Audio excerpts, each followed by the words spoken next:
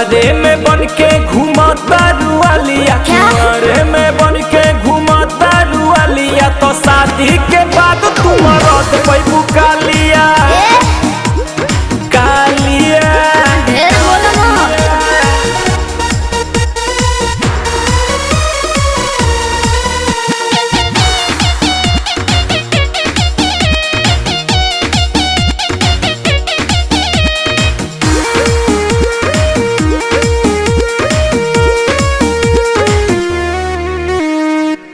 पहले बॉयफ्रेंड बाद में हस्बैंड बनैहा हो।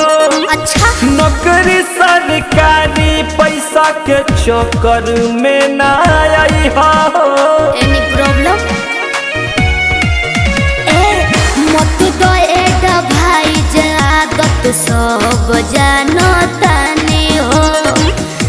पापा के दौलत को अभी करेला फूटानी हो।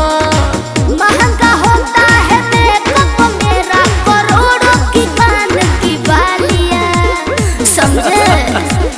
उतने फेंका की रुका जा। अच्छा कुंवारे में बन के घूमता रुआलिया, कुंवारे में बन के घूमता रुआलिया, तो शादी के बाद तुम रत पैबू कालिया। अरे जाना हाँ कालिया।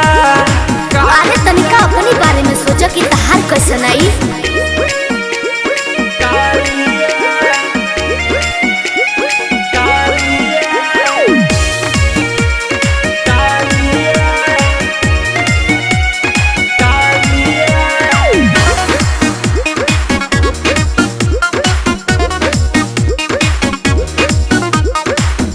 गाड़ी बांग्लादेश डायट के हो नहीं देखेला, लइका के तो संगे लोगावा लइकिए नी रखेला।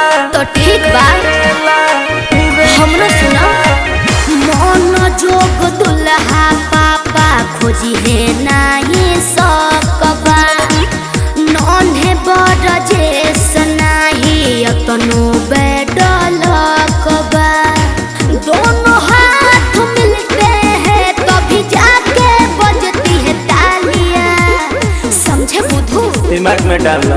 हाँ तो समझ लो। कुंवारे में बन के घूमता रुआलिया, कुंवारे में बन के घूमता रुआलिया, तो शादी के बाद तुम रत पैबू कालिया।